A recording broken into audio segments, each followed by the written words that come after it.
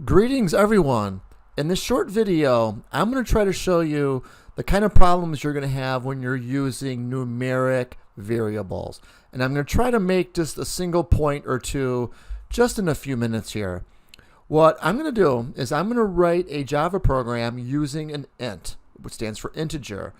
Now remember that all variables and all numeric variables are not created equally. For example, they could have different ranges. There could be there are what are called real numbers, which are numbers with decimals in them, and there's what are called integral numbers, which are whole numbers. Now, again, a whole number would be like if you were looking at the number of doors in the room. There'd be like, 1, 2, 3, or 4. There wouldn't be like half of one. And real numbers would be something with a decimal, like your salary or maybe even your age, if you're 29.5 years old.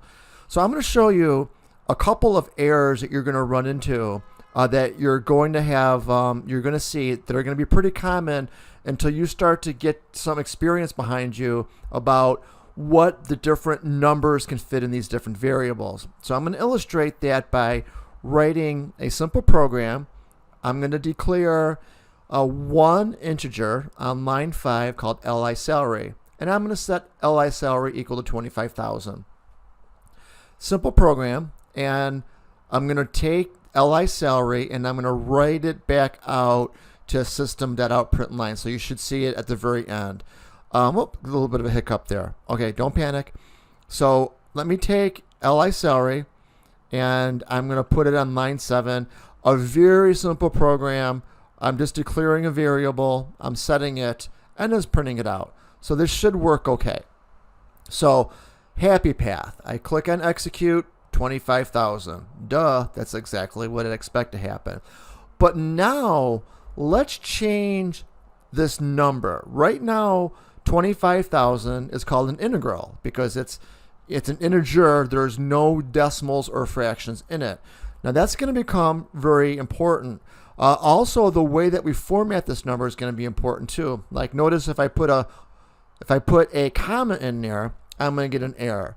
So we can't use anything else, any other special characters except just the number itself.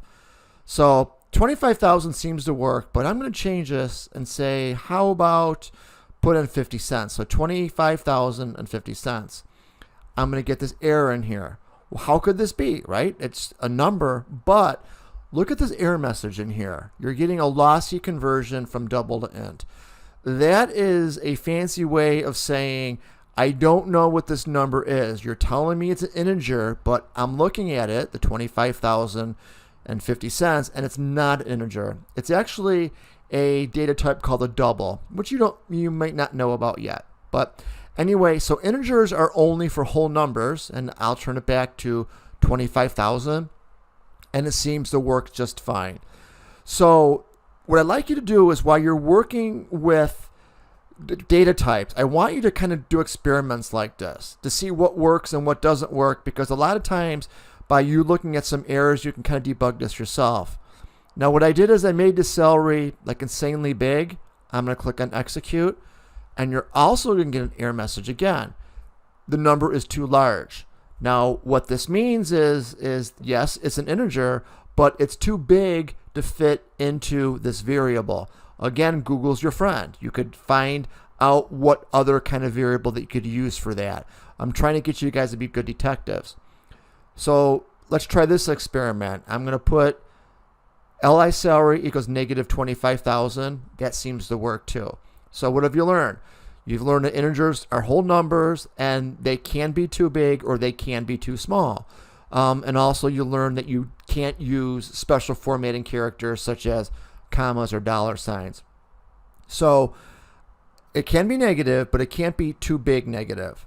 So I'm going to go back to 25,000 and everything should work. Now I know I went through this quickly because I'm assuming that you're watching this. You could stop, you could rewind it, and then you could kind of look at this, look at these examples again. So you don't got to hear me kind of like lecture around this and give you the roundabout picture, which I kind of like to do.